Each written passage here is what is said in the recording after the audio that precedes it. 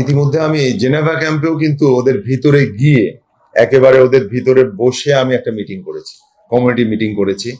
এতে করে তারা খুব খুশি হয়েছে। তারা বলেছে যে ওসি কখনো আসে এখানে মিটিং করেনি, জেনেভা ক্যাম্পে ঢুকতো না। এরপর পরই যেটা হয়েছে যে লোকজনের একটা আস্থা এসেছে। জেনেভা ক্যাম্প থেকে আমি প্রচুর তথ্য পাচ্ছি, তারা গোপনে আমাকে তথ্য দিচ্ছে।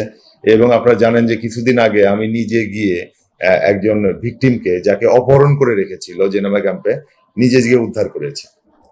সে বিষয়ে মামলা নিয়েছি। তারা মামলা করতেও সাহস পাচ্ছিল না। 5 দিন ধরে তার স্বামীকে আটক করে রাখছে, তারা মামলা করতেও সাহস পাচ্ছিল না। আমি উদ্ধার করে নিয়ে এসেছি, মামলা হয়েছে, আসামি গ্রেপ্তার হবে ইনশাল্লাহ। আমরা আইনি প্রক্রিয়া অব্যাহত রাখছি। তো এটা কিন্তু একটা পরিবর্তনের সূচনা। আস্তে আস্তে দেখবেন যে যদি আপনাদের সহযোগিতা পাই, আস্তে আস্তে একটা ভালো মোহাম্মদপুর, একটা অপরাধ মুক্ত মোহাম্মদপুর গঠনে একটা ভালো ভূমিকা আমি রেখে যেতে চাই। এটা আপনাদের কাছে আমার একটা আপিল।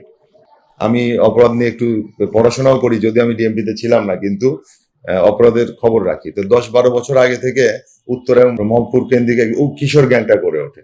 এদেরকে গডফাদাররা ব্যবহার করতো মাসল হিসেবে। যেহেতু আপনারা জানেন যে শিশু আইনে এরা অনেক প্রোটেকশন পায়।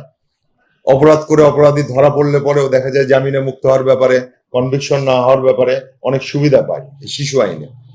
এই গডফাদাররা তখন এদেরকে ব্যবহার করা শুরু করে, কিন্তু এরা কিন্তু 10 বছর আর কিশোর কেউ নেই। এরা এখন প্রত্যেকেই পাকা অপরাধী হয়ে গেছে, প্রফেশনাল ক্রিমিনাল হয়ে গেছে।